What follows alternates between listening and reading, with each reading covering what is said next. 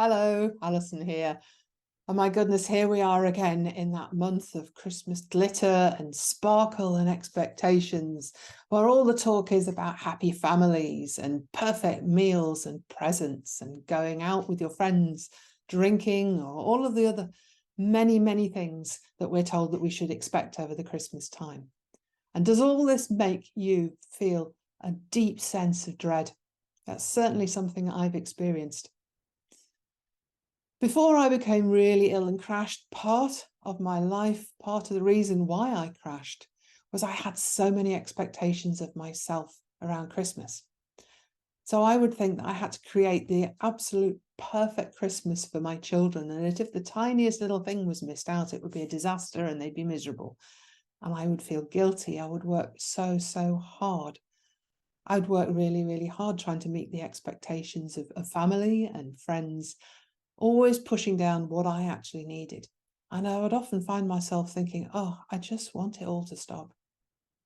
It may be that you dread Christmas because they've got some really bad associations around it. Maybe you lost somebody around this time, and so it triggers all of that grief. Maybe you find it very difficult. You've never had the happy family Christmas that you see on the television. Maybe seeing your relatives is something that you dread as well. All those expectations, maybe the fights, all the past memories that it brings up. Many people do not find Christmas the perfect dream that's portrayed on the television. And it is all just a dream. And importantly, it's somebody else's dream. Whether that somebody else is the person commissioning the ad who dreams of you buying all of their products to make them rich. It may be the dream of your family members who see you as a really convenient way of making sure that they have the meal that they want, the presents they want. It may be the dream of your friends, if you're the life and soul of the party, that you will come along and make them happy, help them to fulfill that fantasy of everybody happy together. Where are you in all of this? What is your dream Christmas? That's my first big question for you, because you are important. And as a colleague recently said to me, you don't have to burn yourself to make others warm. You are important in your own right, and you have as much right to a joyful, as peaceful a time at this time of year as anybody else. It may be that your dream for Christmas is just it all goes away. You wake up in the morning, just you, maybe you and the cat, you and your partner, with no need to get out of bed. Just being able to read or enjoy a nice cup of coffee and a breakfast and pretend that it isn't going on. It may be that your perfect Christmas is one with your family, but with only those family members who really love you, who don't drag you down and expect you to do things that exhaust you. Maybe it's a dream that you don't have those expectations anymore and can let go of it. Maybe you dream of going somewhere lovely to a hotel where you can be cooked for and looked after and made to feel special. Whatever it is, it's your dream, and it's really worth spending some time on developing that dream, enjoying, really thinking about, what do I want from December? Once you've begun to build that, you can start thinking about making it a reality. And you might need some help to do that. But one of the first steps towards being able to make your own perfect dream Christmas or dream December a reality is being able to step off that hamster wheel of all the expectations and the worrying and find a little bit of peace and calm right now. And from that place of calm, you will be able to decide, what do you do next? So I want to show you a little exercise you might have come across. It's called havening. And it helps you to feel grounded in the safety and the security of this present moment. As you're sitting listening to me here, you are safe. You can set aside for a while all of those worries. And this is how you do it. So I want you just to make yourself comfortable in your chair, wiggle about a bit if you need to. Get your feet firmly planted on the ground, maybe your hands on your lap. And take a big, belly breath in slowly, and then let it out. You move your head if you need to, if you feel the tension. Wiggle your jaw. You hold a lot of tension there.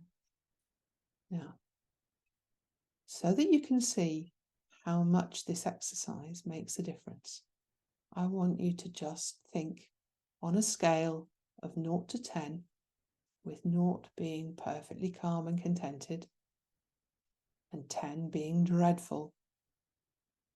Where is your anxiety right now? Just a quick gut response. Just make a mental note of that number. Or you might like to write it down if you find it difficult to hold numbers in your head. Okay, so now you're sitting quietly in your chair. We're going to focus on the present moment. So bring your arms up and put them at the top of your arms as if you're giving yourself a big hug like that. Okay. And then I want you to gradually, firmly stroke your hands down to your elbows, smoothly down across your lower arms to your wrists. And then bring them back up again, back to that hugging position. And the next time we do this, I want you to repeat these words after me as you stroke. It's now. Up again. Take a deep breath in, and as you breathe out, I'm here.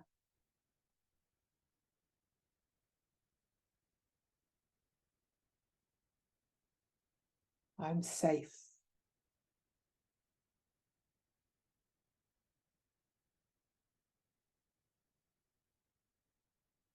And I'm loved.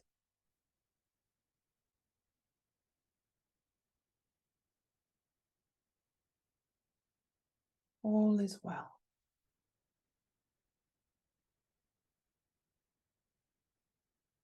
And then just for a minute, sit with your hand above your left, just below your left collarbone, and feel the warmth of that pressing there. And just let yourself feel whatever that is. You may be feeling calm. You may even be feeling a little weepy around the idea of being loved. Just let that be. And notice it.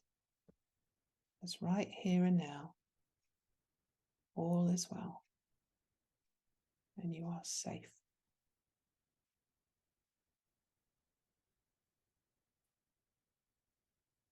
Now thinking back to that scale of 0 to 10. What is your gut instinct on where that number is now? Has it improved?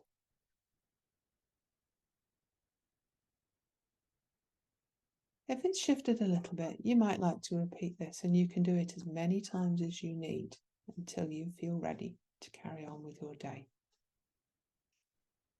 And what this havening exercise does is ground you in the safety of now. It takes you away from the anxieties for the future, the ruminations of the past.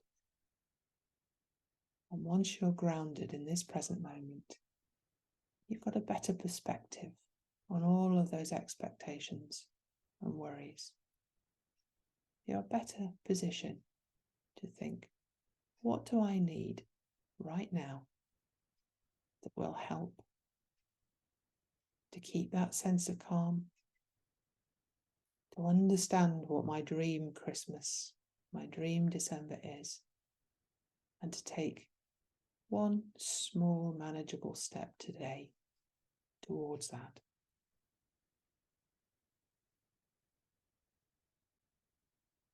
If you're really feeling overwhelmed and struggling to know what that step might be, then I would invite you to go to my webpage and book yourself your free 30-minute consultation with me, and we can talk about how I can help you with that.